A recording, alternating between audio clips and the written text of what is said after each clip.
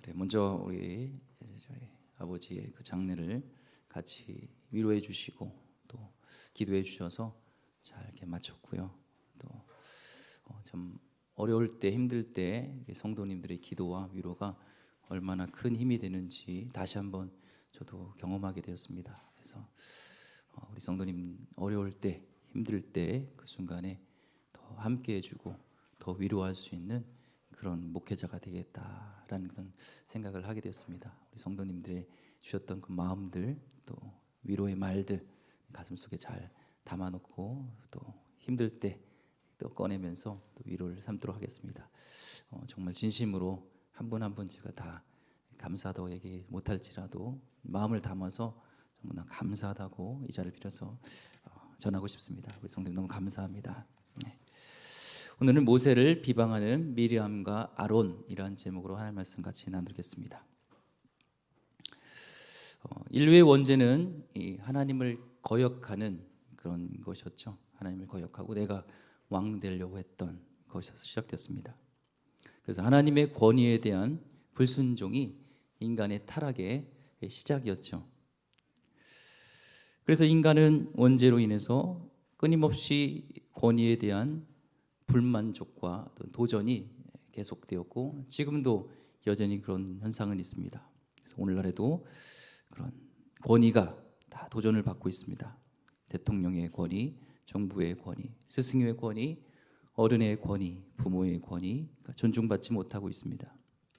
오히려 권위에 도전하면 멋있어 보이고 오히려 권위에 순종하면 촌스러워 보이는 그런 세대가 되었는지도 모르겠습니다. 잘못된 권위에 그런 상처를 받아서 살아가다 보면은 모든 권위자들과의 그런 트러블, 문제가 생기게 되죠. 특히 부모의 권위에 상처받은 것, 엮이는 가정 속에서의 부모에 대한 상처는 나의 인생의 전반적인 부분에 영향을 끼칩니다. 사람과 인간관계를 맺을 때도 그랬고 교회에서도 학교에서도 직장에서도 계속적으로 권위자와 권위에 대해서 부딪히고 갈등을 입게 됩니다. 문제는 그 부딪히는 그 사람도 언젠가는 권위자의 그 자리에 앉게 된다는 사실이에요. 그렇잖아요. 내가 자녀 있을 때는 아유 부모 내가 엄마만 돼봐라, 내가 아빠만 돼봐라, 내가 저렇게 안 할 거다. 우리 자녀들에게 마음껏 자유롭게 할 것이다 하는데요. 막상 부모가 됐을 때요, 자식들이 대들고 순종하지 않으면요 어떻게 해요? 힘들죠. 그때서야 깨달죠. 부모라는 것이 힘든 거구나 알게 됩니다.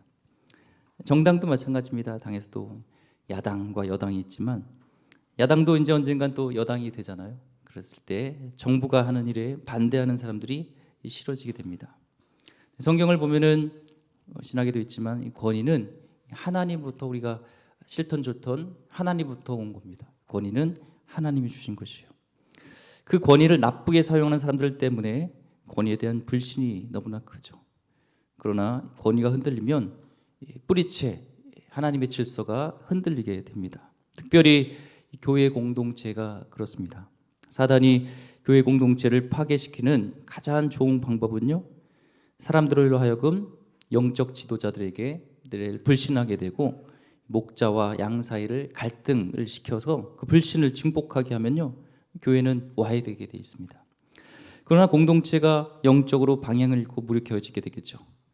오늘 말씀은 이제 광야에서 고기 먹고 싶다는 저들의 탐욕 때문에 빚었던 그런 문제들을 간신히 이제 하나님의 방법으로 이렇게 극복한 모세가 뜻밖의 사람에게 뜻밖의 권위의 도전을 받게 되는 그런 얘기입니다. 오늘 주시는 말씀을 통해서 또 우리에게 주시는 하나님의 메시지가 있을 줄 믿습니다. 1절 말씀 보겠습니다. 모세가 구스 여자를 취하였더니 그 구스 여자를 취하였으므로 미리암과 아론이 모세를 비방하니라. 모세의 권위의 방귀를 들고 나온 사람은 다른 사람도 아닌 자신의 친누나 친형 이 미리암과 아론이었습니다. 배신자는요 가까이에 있어요. 미리암은요 어렸을 때부터 모세가 그 갈대 상자에 나일강에 떨어질 때도 끝까지 쫓아오고 하면서 어렸을 때부터 엄마같이, 때로 누나지만 엄마같이 그를 보살폈던 자였고, 형 아론은요 말을 잘해서 모세의 대변인으로서 하나님 말씀을 대신 전해줬던 그런 영적 리더였습니다. 먼 곳에 있는 사람이, 나를 모르는 사람이 날 공격할 때는 그냥 무시하고, 아이 뭐 그럴 수 있지 뭐, 에이 그렇군 말건 신경 안 써도 되지만, 내가 가장 믿었던 사람들이 자기를 공격할 때는요 그 배신감과 이 상상은 상상을 초월합니다.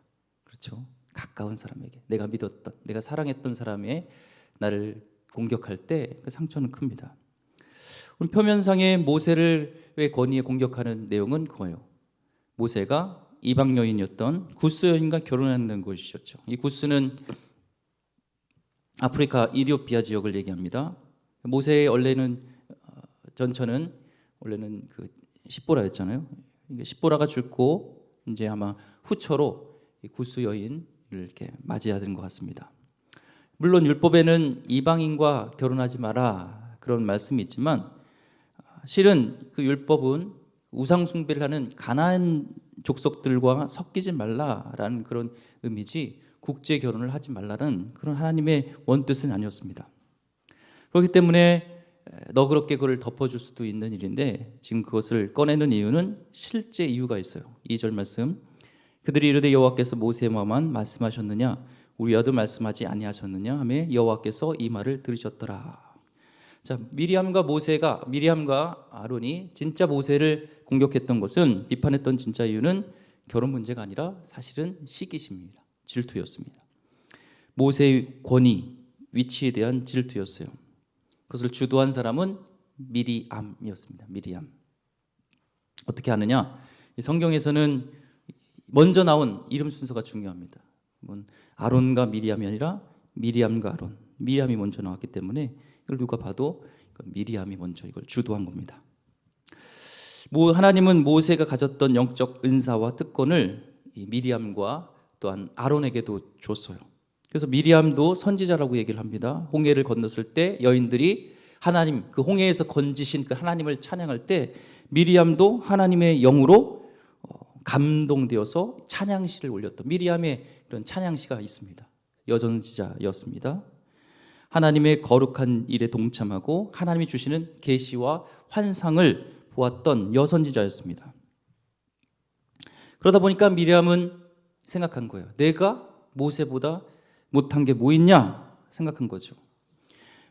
아론도 이제 모세의 대변인으로서 얘기를 하다 보니까, 물론 대변인인데 내가 한 말이 그대로 이루어지네.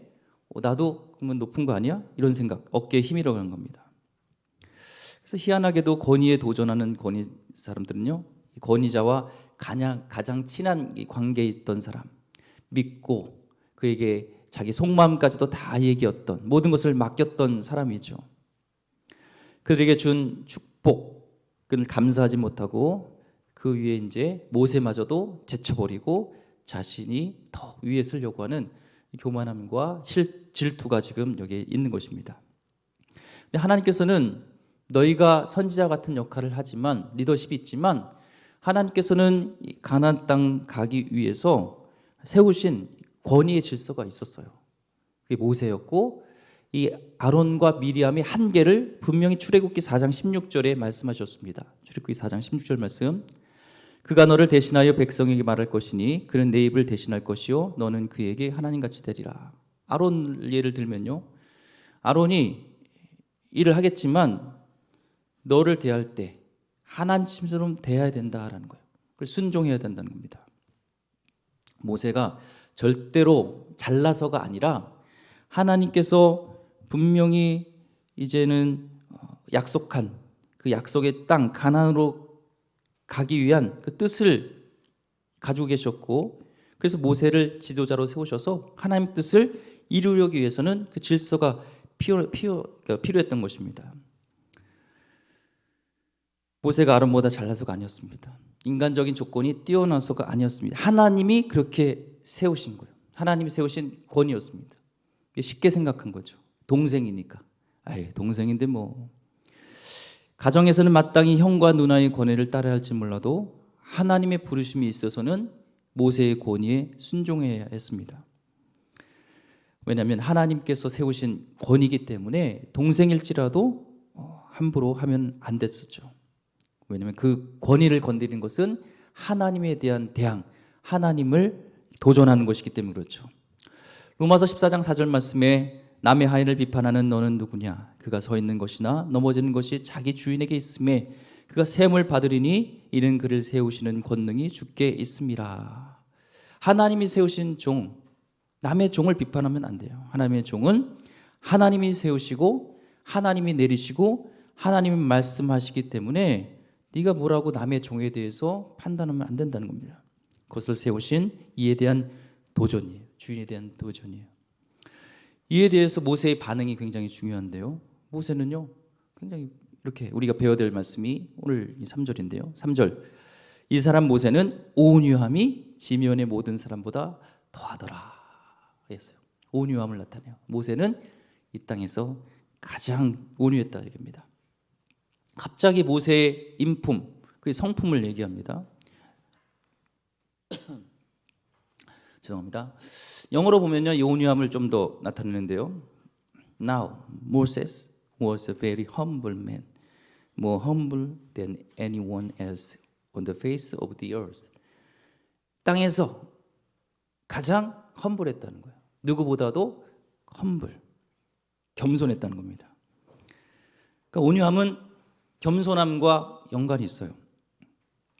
핍박받아도 그것을 반격하지 않는 가난하고 낮은 마음이 온유함입니다. 그래서 하나님의 지도자의 특징은 이 온유함에 있어요. 온유함이에요. 나에게서 모욕감을 주고 날 비판할지라도 온유한 자는요, 그에 대해서 반응하지 않습니다. 우리가 새벽에 사무엘상 쭉 보고 있으면서 다윗의 온유함을 우리가 보고 있죠. 엘리압이 막 비난해요. 그러니까 전쟁이 여기 왜 왔냐 하면서 막 모욕합니다. 네, 형에 대해서 얘기를 하잖아요. 그런데 하나님을 모욕할 때는 만군의 여호와 이름, 내가 모욕하는 만군의 여호와로 내가 나가노라 하면서 자신을 모욕하는 것에 대해서는 참는데 하나님의 모욕을 당할 때는 가만히 있지 않아요. 이게 온유함이죠. 모세가 그랬습니다. 하나님이 모욕을 당할 때는 가만히 있지 않지만 자신에 대해서는 험불한, 겸손한 그런 자였던 것을 보게 되죠. 우리 성도님, 모세와 같이 우리 예수님처럼 온유하길 원합니다. 나에 대해서 공격하는 것에 대해서는 그렇지, 우리 예수님도 공격당했고 예수님도 그러셨는데 사신절 기간 동안 예수님을 묵상하면서 또 이 땅 가운데 정말 무슨 엑스도교라고 하고 하나님의 이름이 막 모욕을 당할 때 나는 거기에 대해서 분노하거나 거기에 대해서 참고 있진 않았는지, 오히려 하나님의 모욕을 당할 때는 하나님은 그러지 않으시는 분인데 하나님이 잘못한 게 아니라 우리가 잘못한 것이지 우리 하나님은 그런 함부로 이름을 할 분이 아니다 하면서 그런 거룩한 의분이 있었는지 한번 돌아보게 됩니다. 근데 이 모세는 온유함이었어요. 온전히 하나님께 의탁하기 때문에 겸손하고 온유할 수 있는 겁니다. 하나님께 맡기는 것이죠. 이것은요, 우리 인간의 절제력만으로는 되지 않습니다. 우리 노력만은 되지 않아요. 모세는 하나님께서 기름 부으신 성령이 감동된 자였습니다. 하나님께서 세우실 때 반드시 그에게 성령을 주세요. 성령이 함께 하세요. 하나님의 생각으로 가득하게 합니다. 그래서 지상에서 가장 온유했다는 말은 당시에 가장 성령 충만했다는 겁니다. 오늘 이 시간에 나의 노력과 나의 의지가 아닌 성령께서 나에게 함께 하심으로 인하여서 오늘 모세와 같이 온유한 자, 겸손한 자, 하나님의 성품이 드러나는 그런 하나님의 사람이 되기를 소망합니다. 예. 어떤 사람이 여러분의 권위를 거역하거나 비방할 때 놔두세요. 여러분이 정말 하나님이 세우신 권위자이고 그 권위를 가지고 나가는데 여러분을 비방한다면 그것은 여러분을 공격하는 것이 아니라 그 권위를 주신 하나님을 공격하는 것이기 때문에 하나님께서 때가 되면 그 모든 것을 잠잠케 하시고 여러분을 높이시고 여러분을 세우실 것입니다. 베드로전서 5장 6절 말씀 우리 같이 읽어볼까요? 시작. 그러므로 하나님의 능하신 손 아래에서 겸손하라. 때가 되면 너희를 높이시라. 아멘. 우리는 하나님을 믿으면서 겸손하면 돼요. 원수 갚는 것은 하나님의 몫이고 우리는 하나님 앞에 온유하면 됩니다. 혹시 여러분이 비난의 화살을 같은 인간적인 논리싸움으로 논쟁하진 않았는지, 또한 의로우신 하나님이 그들을 직접 다루시도록 하지 않으시고 여러분의 뜻대로 응징했던 그런 모습이 있다면 모세처럼 겸손하길 바랍니다. 온유하길 바랍니다. 흙탕물을 이렇게 휘저으면요 더 흙탕물이 되는 것처럼 모세처럼 우리는 온유한 마음으로 하나님께 의탁할 때 하나님께서는 그 권위를 세워주세요. 하나님이 판단하십니다. 예전에 선한목자교회 유기성 목사님의 간증을 볼 때 참 이게 권위자로 설 때마다 더 그렇대요. 억울한 일들이 많은 거예요. 자기를 모함하고 자기를 이렇게 잘못된 말로 자기를 공격해요. 저도 그런 얘기 들을 때가 있어요. 억울하게 전혀 그렇지도 않은데 그런 일을 했다는 것처럼 이렇게 얘기하죠. 근데 그분이 그러셨더라고요. 그거에 대해 하나하나 반응하지 않았다고, 그냥 하나님께 나아가고 기도하면서 잠잠할 때 하나님이 다 해결해 주시고 하나님의 오해를 풀어주시고 아까 베드로전서 말씀처럼 하나님이 때로는 이렇게 높여주신다는 거예요. 하나님이 하시는 것이죠. 오늘 2절 말씀에 보니까 여호와께서 이 말을 들으세요. 그들이 비난했던 것을요 하나님은 안 듣지 않으세요. 듣고 계십니다. 즉시 들으셨어요. 하나님은 영적 리더에 있는 자들이 함부로 형제를 비판하길 원하지 않으십니다.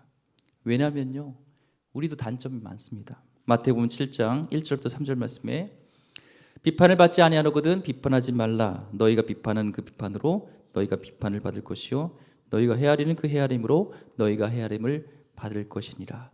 어찌하여 형제의 눈 속에 있는 티는 보고 내 눈 속에 있는 들보는 깨달지 못하느냐. 난 속에 있는 조금 티는 보면서 내 눈 속에 있는 들보 석가래 같은 거, 큰 널판지인 거예요. 늘 널판지 저 큰 거 이게 들보입니다. 그거는 보지 못하는 거예요. 하나님이 쓰시는 자 되길 원합니다. 우리 성도님 한 분 한 분이. 그러기 위해서는요 먼저 내 입술 속에 있어 남을 비판하는 것을 그 버릇을 버려야 됩니다. 심판은 하나님의 영역이에요. 내 영역이 아닙니다. 하나님의 영역을 내가 대신함으로 하나님의 진노를 살 필요가 없어요. 베드로전서 5장 5절 말씀, 젊은 자들아 이와 같이 장로들에게 순종하고 다 서로 겸손함으로 허리를 동이라. 하나님은 교만한 자를 대적하시되 겸손한 자들에게는 은혜를 주시니라. 여기서 젊은 자들은 믿음이 어린 자들이고 장로들은 영적으로 성숙한 자이죠. 영적 권위의 불순종은 교만에서 비롯된 것이라고 얘기를 합니다. 교만하면 영적 권위에 대해서 거역하게 돼요. 내가 너보다 못한 게 뭐 있는데, 이게 사단이 우리에게 주는 장난치는 그 시작이에요. 교만한 영을 겸손으로 바꾸면 겸손의 영은 예수님의 영이시기 때문에 사단은 무너지게 되어 있습니다. 여러분한테도 단점이 보인다면, 그 누군가의 단점이 보인다면 저는 이렇게 하면 안 되는데, 저거 바꿔야 되는데, 하나님은 왜 모르시겠냐는 거예요. 하나님이 더 잘 아세요. 하나님 때 반드시 하나님의 방법으로 다루실 테니까 하나님이 하셔야 할 일들을 여러분이 하시면 하나님이 그걸 기뻐하지 않습니다. 오늘 4절부터 5절 말씀 보겠습니다. 여호와께서 갑자기 모세 아론과 미리암에 이르시되 너희 세 사람은 장회막으로 나아오라 하시니 그 세 사람이 나아가매 여호와께서 구름 기둥 가운데부터 강림하사 장막문에 서시고 아론과 미리암을 부르시는지라. 그 두 사람이 나아가매. 갑자기 하나님이 그걸 들으셨어요. 저 비난하는 것을, 모세를. 그리고 아론과 미리암을 부르십니다. 어디로요? 회막이요. 회막은 하나님의 임재가 있는 곳이에요. 하나님 직접 임하시는 곳인데, 하나님 임재가 나타나면 다 드러나게 되어 있죠. 주님 왜 직접 임재하셨는가? 백성들이 불평불만했던 것보다도 영적으로 이끌어야 될 그 리더가, 같이 동역해야 될 이 리더였던 아론과 미리암이 모세의 권위에, 하나님 세우신 권위에 도전하는 것은 차원이 다른 도전이에요. 그렇기 때문에 하나님 이 문제는 긴급하게 직접 해결하시기 위해서 지금 임재하시게 됩니다. 6절부터 8절까지 보겠습니다. 이르실 때 내 말을 들으라. 너희 중에 선지자가 있으면 나 여호와가 환상으로 나를 그에게 알리기도 하고 꿈으로 그와 말하기도 하거니와 내 종 모세와는 그렇지 아니하니 그는 내 온 집에 충성함이라. 그와는 내가 대면하여 명백히 말하고 은밀한 말로 하지 아니하며 그는 또 여호와의 형상을 보거늘 너희가 어찌하여 내 종 모세 비방하기를 두려워하지 아니하느냐. 미리암과 아론이 주장한 것은 하나님이 모세랑만 말씀하셨냐, 우리하고도 하셨다라는 거예요. 그런데 하나님께서는 그렇다, 내가 말씀했다. 그렇지만 내가 모세와 대화하는 것과 너희들과 대화하는 것은 차원이 다르다는 설명을 해주십니다. 선지자들에게 얘기했다는 것은 아론과 미리암이죠. 그에게 환상과 꿈으로도 말하기를 하셨습니다. 그러나 클리어하게 명백하게 말로 직접 전한 자는 모세밖에 없었다고 직접 하나님 말씀하세요. 24시간 모세는 하나님과 교제하면서 주님의 형상을, 하나님의 형상을 보았다는 자입니다. 형상이란 그냥 스쳐 지나가 보이는 게 아니라 하나님의 존귀와 영광, 위엄을 보여주셨고 그것을 봤던 자가 모세였습니다. 그러니까 보통 다른 선지자들과 차원이 다른 거예요. 영적 권위는 계속 성경을 보면서 우리 말씀 나누지만 하나님과 얼마나 친밀하게 교제하는가, 하나님의 얼마큼 임재 가운데 머무르는가, 하나님 말씀을 얼마나 분명히 듣고 있는가가 그 사람의 영적 권위를 세워주는 겁니다. 친밀함인 거예요. 기도의 자리로 그분의 친밀한 관계를 가져야 됩니다. 말씀에 젖어 있어야 됩니다. 항상 하나님의 뜻에 맞추려는 우리 마음이 열려 있어야 됩니다. 사람들이 느껴요. 저가 하나님의 말씀을 듣는 자인지 아는지. 하나님의 임재가 떠나면 그 권위도 떠나게 됩니다. 모세는 하나님이 세우신 권위자로서 그냥 권위만 있는 게 아니라 하나님의 영이 함께하고 하나님과 교제하면서 하나님의 초점이 맞춰서 하나님의 뜻이 뭘까, 하나님 뭘 말씀하시는가에 대한 거기에 계속 24시간이 초점이 맞춰졌다는 자가 모세라는 것입니다. 하나님의 주신 권위지. 모세는 약점이 많은 사람입니다. 그렇지만 하나님은 세우신 그 권세자에게 비방하는 것은 나를 비방하는 것이라고 하나님은 그렇게 여겨주셨습니다. 그래서 8절 말씀에 너희가 어찌하여 내 종 모세 비방하기를 두려워하지 아니하느냐. 이 말은 그거예요. 너가 모세를 계속 비방하는 건데 이제 나랑 싸워야 된다는 거예요. 나랑 싸우면서 내가 너에게 줄 진노를 너희가 송두리째 받을 수 있겠느냐, 두렵지 않느냐라는 것이죠. 사울왕은요 참 부족했습니다. 그렇죠? 사울왕 우리가 사무엘상 쭉 보지만 단점을 가지고 아마 학위 논문을 쓰면은 쓸 수 있을 정도로 단점이 많은 왕이었습니다. 그런데요 다윗은 하나님의 때가 될 때까지 사울을 건들지 않아요. 자기를 죽이려고 했던 십몇 년 동안 사울 때문에 도망다녀야 되는 그런 신세였고 하루에 눈을 뜨면은 오늘 어떻게 살 수 있을까라는 그 시편에 보면은 그런 무서움과 두려움 속에 자기를 공포에 몰아보는 그 사울이었지만 그런 자를 없애버리면 자기가 편안하게 살 수 있잖아요. 왕이 되는데요. 그는 쥐도 새도 모르게 죽일 수 있는 사울을 죽일 수 있는 찬스가 최소 2번 있었습니다. 성경에 보면요. 그런데 그의 목숨을 건들지 않아요. 좀 억울하고 힘들어도 권위자 건들지 마시고 잘 헤어지시고 축복해 주시고 모든 것을 아시는 주님께 맡기세요. 하나님은 하나님이 세운 권위를 비방한 미리암과 아론을 심판하십니다. 9절 말씀 보겠습니다. 여호와께서 그들을 향하여 진노하시고 떠나시매. 첫째 저들의 심판은요 가장 무서운 게 뭐냐면 떠나시는 겁니다. 미리암과 아론에게 주었던 영적 권위와 은사도 같이 떠나는 거죠. 하나님이 떠나시면요 사울도요 악신이 들고 그 지혜가 떠납니다. 능력과 지혜와 하나님의 보호하심과 이 하나님이 떠나는 것이 가장 큰 징벌이에요. 인류에게 가장 큰 징벌은 죽음인데 영적인 죽음은 하나님이 떠나는 것이죠. 등골이 서늘했겠죠. 계시도 이제 끊기고 하늘 문이 닫혀버리고 우리가 가장 기뻐해야 할 것은 우리 하나님이 우리에게 오시는 것, 우리 안에 거하시는 것, 우리와 함께하는 것이 가장 기뻐해야 할 것이며 가장 두려워야 될 것은 하나님의 영이 떠나는 것입니다. 우리 가운데 같이 나와 있지만 눈에 볼 때는 우리가 모르지만 하나님의 영이 나와 함께 하시는지, 아니면 하나님의 영이 떠났는지를 우리는 두려워해야 돼요. 하나님이 함께 하는 것이 우리 인생 가운데 가장 축복인 줄 믿습니다. 주님의 영이 이제 떠났습니다. 이게 재앙입니다. 찬송가가 있잖아요. 주 떠나가시면 내 생명 헛되네, 기쁘고 슬플 때 늘 계시옵소서. 그렇죠? 주님의 영 떠나면 우리 영은 헛돼요.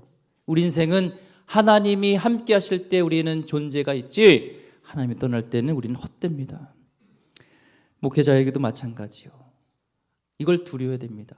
하나님의 영이 떠나면 아무리 화려한 언변을 가지고 설교를 할지라도 그 설교에는 힘이 없습니다. 아무런 화려한 언어로 기도를 할지라도 기도의 응답이 없습니다. 사역을 하면 어때요? 열매가 없어요. 이름만이 벌려놓고 많은 일을 하는 것 같지만 그 가운데 열매가 없는 것이 하나님의 영이 떠난 것입니다. 오늘 시간에 혹시 하나님의 영이 떠난 분이 있다면 주의 영을 다시 사모하며 나에게 주님, 나의 영을 정직케 하여 주시고 주의 영을 거두지 마옵소서 했던 다윗의 고백처럼 주님을 다시 영접하는 그런 시간 되기를 소망합니다. 두 번째 심판은요, 10절 말씀에 구름이 장막 위에서 떠나갔고 미리암은 나병에 걸려 눈과 같더라. 아론이 미리암을 본즉 나병에 걸렸는지라. 그렇게 공격했던 미리암이요, 하나님 치셨어요. 최고의 저주였던 당시에 나병에 걸립니다. 희한하게도 둘 다 반역했는데 미리암에게만 했어요. 왜요? 미리암이 주동자였어요.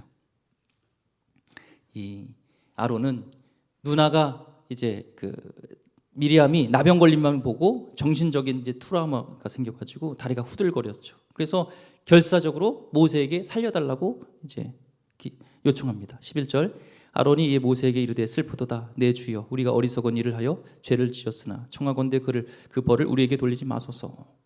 얼마나 놀랐던지 동생 모세에게 내 주여 그럽니다. 주님, 벌벌 떠는 겁니다. 하나님한테 살려달라고 하지 않고 모세에게 살려달라는 것은 주의 영이 떠났기 때문에 그렇죠.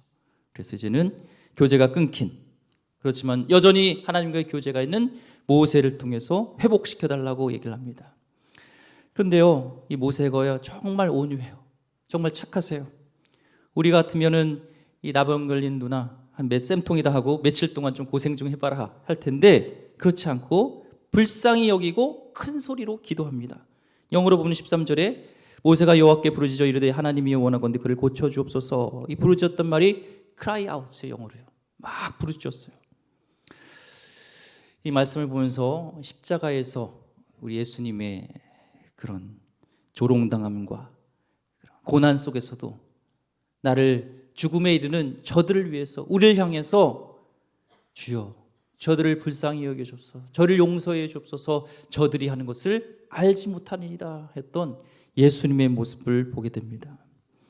예수님이 우리를 용서하시고 품으셨듯이 권위에 도전하는 자들을 위해서 용서하고 기도해야 되는 것이죠. 다스림을 받는 자들에게 필요한 것은 순종이에요. 오늘 말씀을 통해서 우리가 배우는 것은요. 또한 다스린 자들에게 필요한 것은 예수님의 마음이고 언제든지 그들을 나를 비난할지라도 예수님처럼 모세처럼 용서하고 품어주고 그를 위해서 간절히 중보해 주는 것이 다스리는 자의 권위자의 마음이라는 것입니다. 이 모세의 간절한 중보를 들으시고 하나님은 미리암을 회복시켜 주시지만 절차가 있었어요. 14절 여호와께서 모세에게 이르시되 그의 아버지가 그의 얼굴에 침을 뱉었을지라도 그가 이르되 동안 부끄러워하지 않겠느냐. 그런즉 그를 진영 밖에 이랫동안 가두고 그 후에 들어오게 할지니라 하시니. 유대 사회에서는요 아들이 심하게 죄를 지면 아비가 그의 아들의 얼굴에 자식의 얼굴에 침을 뱉는 관습이 있었습니다. 가문의 명예를 더럽히고 하나님의 영광을 떨어뜨렸다는 징벌이에요. 그래서 7일 동안 공동체부터 격리시켜서 뼈저리게 참회하고 회개한 후에 다시 공동체의 인원으로 받아들이는 관습이 있었습니다. 여기서 우리가 깨닫는 것은 회복하려면 모세의 중보도 필요하지만 자신의 뼈를 깎는 참회와 회개가 필요하다는 거예요. 그 후에 하나님께서는 미리암과 아론을 버리지 않으시고 다시 모세를 이제 돕는 자로서 그를 하나님께서 지도자로 다시 삼으시는 것을 보게 됩니다. 우리의 회개가 필요하고, 때로는 하나님은 나를 돌이키기 위해서 나를 더 사랑하시기 때문에 하나님 우리에게 징계를 내리실 때가 있어요. 12절 히브리서 12장 11절 말씀에 무릇 징계가 당시에는 즐거워 보이지 않고 슬퍼 보이나 후에 그로 말미암아 연단받은 자들의 의와 평강의 열매를 맺느니라. 그렇죠. 때로는 하나님이 징계를 통해서 하나님께 돌아오고 회개하기를 원하시는 것입니다. 마지막 15절 읽고 말씀을 정리하겠습니다. 이에 미리암이 진영 밖에 이래 동안 갇혀 있었고 백성은 그를 다시 돌아오게 하기까지 행진하지 아니하다가. 미리암이 진영 밖에 있는 동안 백성들도 행군하지 않고 같이 회개하고 있었습니다. 왜냐하면 지금 미리암과 아론만이 아니라 백성들 마음속에는요, 하나님의 말씀에 불순종하는, 권위에 순종하지 않는 마음이 득실득실했습니다. 그래서 미리암을 치시면서 백성들에게 회개토록 하신 겁니다. 하나님의 권위에 두려운 마음을 갖도록 하신 것이죠. 교회 안에 분리와 분열은요, 영적 권위에 대한 도전에서 옵니다. 권위를 회복하기 위해서 순종이 회복되어야 합니다. 순종이 회복되지 않은 사람이 남을 다스리는 권위자가 되면 큰일 납니다. 오늘 설교를 준비하면서 담임 목사로서요, 참 다루기 쉽지 않은 본문입니다. 왜냐하면 잘못하면 목사님에게 순종하지 않으면 벌 받는다라고 해석할 수 있기 때문에 그렇죠.